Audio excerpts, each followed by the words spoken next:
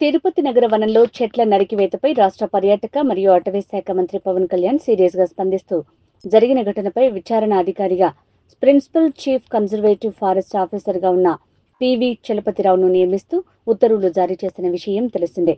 ఇందులో భాగంగా సోమవారం ఉదయం ప్రిన్సిపల్ చీఫ్ కన్జర్వేటివ్ ఫారెస్ట్ అధికారి పివి చలపతిరావు తిరుపతి చేరుకుని నగరవనంలో చెట్ల నరికివేతను పరిశీలించారు. అనంతరం ఆయన మీడియాతో మాట్లాడుతూ నగరవనంలో చెట్లు నరికివేత నిజమేనని, ప్రజల సౌకర్యార్థం కొన్ని చెట్లు నరికివేసినట్లు తమ దృష్టికి తీసుకొచ్చారని, అయితే దీనిపైన పూర్తి స్థాయిలో విచారణ జరిపి నివేదికను ప్రభుత్వానికి సమర్పిస్తామని తెలిపారు. అభివృద్ధి అవసరమేనని, అయితే అది చెట్లను నరికివేసే విధంగా ఉండకూడదని సూచించారు.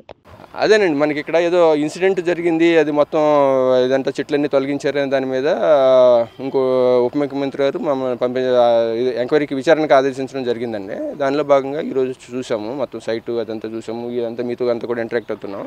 ఎందుకంటే మన ప్రజల సహకారంతో మనం మన ఏదైతే మన డిపార్ట్మెంట్ పరంగా యాక్టివిటీస్ చేస్తున్నామో పబ్లిక్ కోసం, ప్రజల కోసం చేసేదంతా కూడా ఇంకా బాగా మెరుగుపరుచుకోవాలని, దీంట్లో తప్పులు ఉంటే ఎలా సరిదిద్దుకోవాలి, ఇంకా ఫ్యూచర్లో ఏ తప్పులు లేకుండా ఇంకా మంచిగా ఇంకా డెవలప్ చేయాలి వీటిని అనేది మన ఉద్దేశం అన్నమాట. ఎప్పటికప్పుడు రివ్యూ చేసుకుంటాం కాబట్టి ఇప్పుడు ఇమీడియట్గా మనకి మా దృష్టికి వచ్చిన వెంటనే ఇమీడియట్గా ఇక్కడ రావడం జరిగిందనమాట. చూసి ఇంకా ఫర్దర్గా మనం ఎలా చేయాలని దాంట్లో. సో అందరికీ మనకి ప్రజల సహకారం ఉంటే ఇంకా ముందుకెళ్ళడానికి ఉంటుందండి. టీటీడీ వాళ్ళు పర్మిషన్ ఇచ్చారు, మీరు ఇచ్చారు దేనికండి? టీటీడీ వాళ్ళకి సంబంధం లేదు కదా. యాక్చువల్గా టీటీడీ వాళ్ళ నర్సరీ ఉండేది పూర్వం ఆ ప్లేస్లో. అంటే ఇదంతా టీటీడీ వాళ్ళ నర్సరీ ఉండేది. ఇక్కడ వరకు మనకి జంగిల్ బుక్ అని అవుతుందేమో. మనం 2015లో దీనికి మొదలుపెట్టాం. దీన్ని నగరవనంగా డిక్లేర్ చేసినప్పుడు మనకేంటంటే ప్రజలకు చేరువలో ఉంటుందనే ఉద్దేశంతో దీన్ని తీసుకున్నామండి. అప్పుడు మనకి ఆ నర్సరీ వాళ్ళని కూడా వెళ్ళిపోతే వాళ్ళు అక్కడి నుంచి వెళ్ళిపోయారు. సో వాళ్ళకి ఏదైతే వదిలేసిన షెడ్ ఉందో అది పడిపోయే స్టేజ్లో ఉండేది. ఎప్పుడు మీరు కూడా చూస్తుంటారు కదా, ఓల్డ్ షెడ్ రేకులు పడిపోయి అదంతా ఉండేది. దాన్ని వీళ్ళు మరి ఇంప్రూవ్మెంట్ కోసం అనేసి మరి అక్కడ ఏరియాని ఆ బిల్డింగ్ ప్లేస్లో వేరే తీసుకొద్దామనే ఉద్దేశంతో చేశారు. ఇప్పుడు ఎంక్వైరీలో తెలుస్తుందండి అది. సో దానికి అవసరం లేదండి, టీటీడీ పర్మిషన్ ఏం అవసరం లేదు. మాది కదా స్థలం, మాది అంటే మాదంటే ఫారెస్ట్ డిపార్ట్మెంట్ది. నరికినట్టు కనపడుతుంది కదండి, నరికారు. అదే అంటున్నా, ఎన్ని చెట్లు నరికారు, ఎందుకు నరికారు? ఇప్పుడు రావి, పచ్చతురాయి, కొండ తంగేడు, అలాంటి చెట్లు మనకి వేప, చిన్న మొక్క అలా కనపడినాయండి. చూసారు కదా, అక్కడ ఉన్నాయి కదా, మోట్లు అన్నీ ఉన్నాయి. ఇంకొన్న మళ్ళీ కొత్త గ్రోత్ వస్తుంది, రేలా అలాంటివి ఏంటంటే రూట్ స్టాక్ నుంచి మళ్ళీ కొత్తగా వస్తున్నాయి. సో వస్తే అది మళ్ళీ ఆ ఏరియాని మనం ఎలా చేయాలి, దేనికి వాడాలి అనేది కూడా డిసైడ్ చేస్తామండి. అప్పుడు జరిగిన ఏదైతే ఉందో దాన్ని మళ్ళీ రీప్లాంట్ చేసుకుంటాంలోనే వస్తుంది. కానీ నరికిన చెట్టు స్థానంలో మనం మళ్ళీ దాన్ని బతికించలేం కదా. సో అందుకని దాన్ని ఎలా ఇంప్రూవ్ చేయాలి, మనకి బేసిక్ ఐడియా ఏంటంటే ఎక్కడ కూడా నగరవనంలో చెట్లు కానీ ఇంకేది కానీ పరిసరాలని శుభ్రంగా ఉంచుతూ ఇంకా గ్రీనరీ కూడా పెంచాలని. ఇక్కడ ఆల్రెడీ మనకి సరిపడా గ్రీనరీ ఉంది, ఇంకా ఫర్దర్గా ఉన్న చెట్లు ఎలా పెంచాలని ఇదే చూస్తున్నారు. చిన్న ఏరియా, చిన్న బండ వేసేస్తే అక్కడ ఉన్న సీడ్స్ కొట్టుకొచ్చి ఇప్పుడు మీరు చూస్తున్న ఈ చెట్లన్నీ వచ్చేసి 12 ఏళ్ళు వయసు ఇది. సో అలాగే నేచర్కి వదిలేస్తే నేచరే తీసుకుంటుందండి.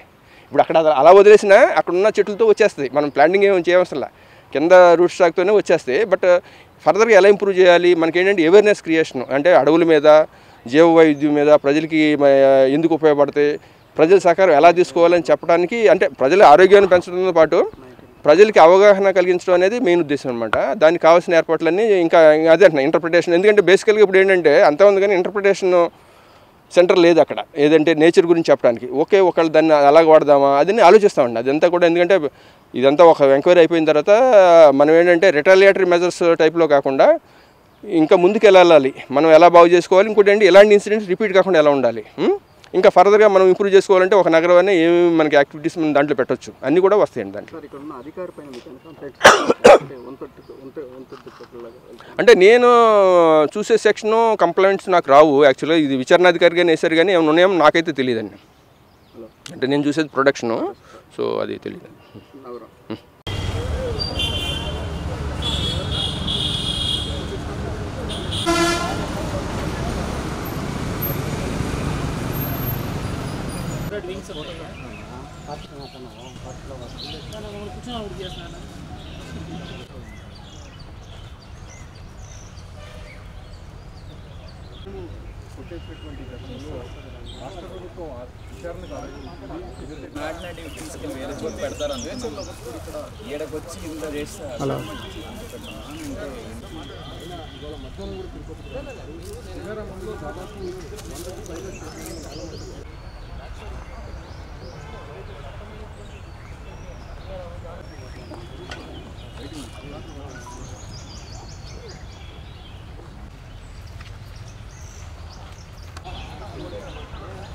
ఏమో తెలియదు రా.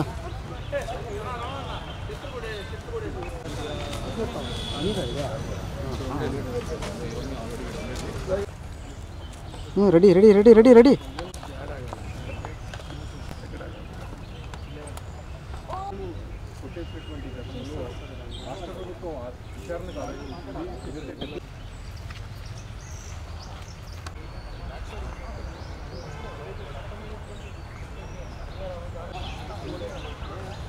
ఏమో తెలియదు రా.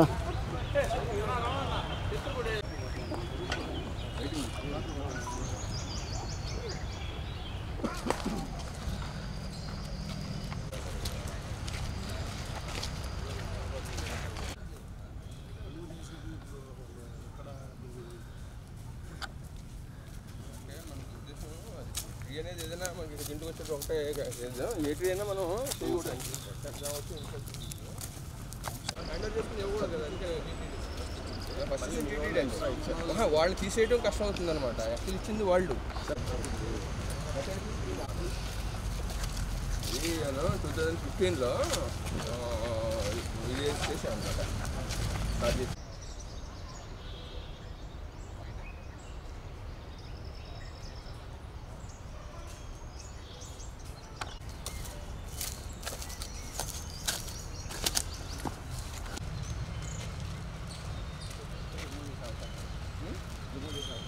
ఎవరు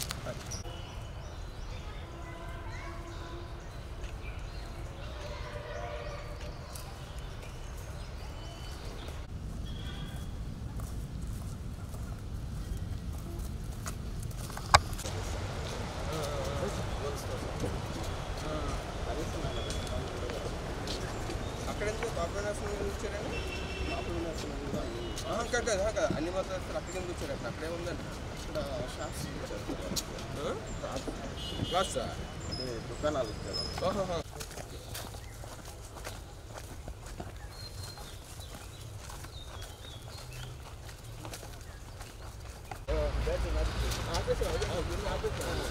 లేదు సార్, ఇప్పుడు సార్ వాళ్ళ టైంలో మీ టైంలో ప్రీవియస్గా ఎట్లా ఉంటుంది నీట్గా మీరు దాన్ని రెడీ చేస్తూ వచ్చారు.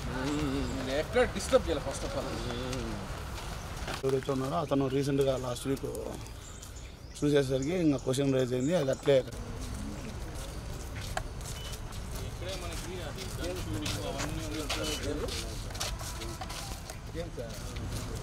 సార్